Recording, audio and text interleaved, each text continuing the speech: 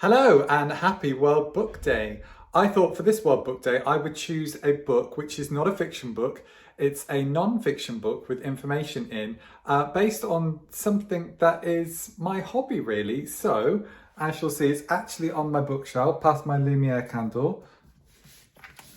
Let's get it out and bring it round to the table. So the book is called London Theatres, and it's a book that I found when I was in a coffee shop sitting down having a lovely drink, and they had a few books available, and I was looking through this book and thought, wow, it's so fantastic that I would buy it for myself. So I did, I ordered it in the post. So it's London Theatres. Now I love going to the theatre in the West End, but unfortunately due to COVID-19, as we'll read here in the foreword, it says, on the 18th of March 2020, London theatres shut themselves down in response to the global COVID-19 pandemic.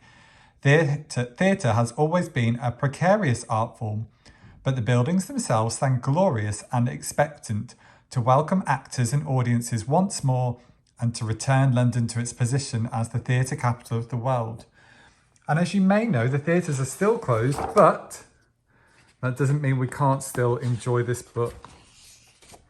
If I look at the contents, because it's an information book, it does mean that I don't have to read it in order. I can go through and see, oh, what do I want to look at?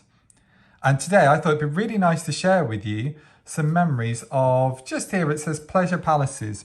We have Shaftesbury Theatre, Victoria Palace, London Palladium. I've seen a few shows in those theatres, so I thought it would be fantastic if we turn to page 52, 35, 39. Oh, I've gone a bit too far. Here we go. Pleasure Palaces. The first one I've looked at is the Shaftesbury Theatre. And it says at the start, there is a nice conundrum attached to the Shaftesbury Theatre. It was both the first and the last theatre built on Shaftesbury Avenue.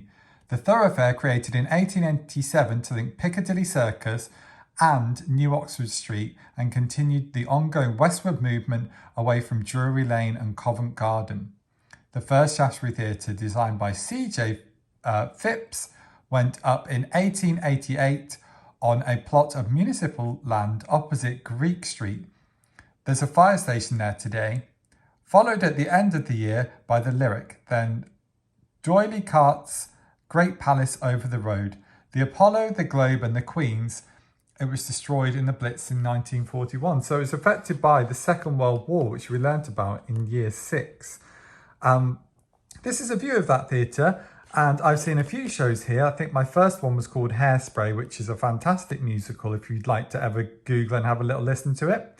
I've also seen something called Memphis here, and From Here to Eternity. From Memphis, I was very, very lucky because actually I knew one of the people who was in the production. I remember sitting just up here actually to watch the show, which was a fantastic view. I love this book as well because it gives you some nice inside and backstage information and also shows you some of the wonderful boxes that you can see at the side. As you can see, there's lots and lots of information there, but I'm not going to read all that to you today because I thought it'd be nice to explore a few more theatres. This one is beautiful. Love the green seats. It's called the Victoria Palace. And the Victoria Palace is by Victoria train station. And it says Victoria Palace reopened on the 6th of December 2017 with the European premiere of Hamilton, Lin-Manuel Miranda's groundbreaking hip-hop Broadway musical after a closure of 20 months. That's nearly 2 years, isn't it?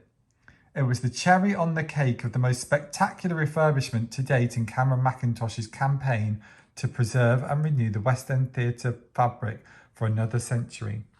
And I've seen Hamilton. When I saw Hamilton, which actually this is part of the set for it here, I saw it right downstairs in the second row, I think it was. It's a bit difficult to see the stage from up there. But I was very lucky to get some cheaper tickets, some £10 tickets to go and see the show. But as you can see, this theatre has 1, 2, 3 levels in there.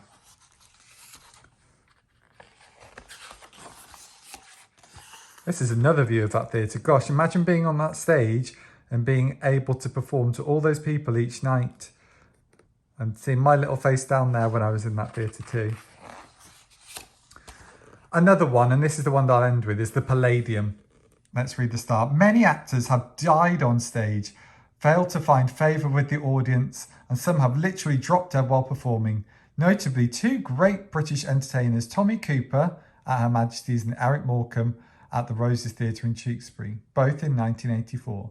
So it's perhaps fitting that the ashes of Morecambe's agent, Billy Marsh, are kept under the stage of the London Palladium, the undisputed home of British variety and light entertainment in the 20th century.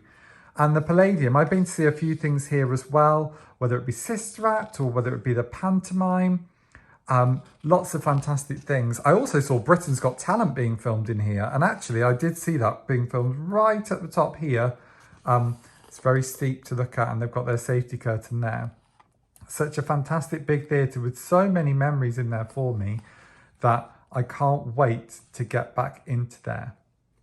That's only 3 theatres that are in this book, but there are loads more with so much more detail in there. And that's why I love a non-fiction book. You get so much, so many great pictures and so much great information that I love having a little look through them. I hope that you enjoyed having a little look at the book with me, and it'd be great to know if you've got any good non-fiction books or if you've been to see any shows at any theatres as well.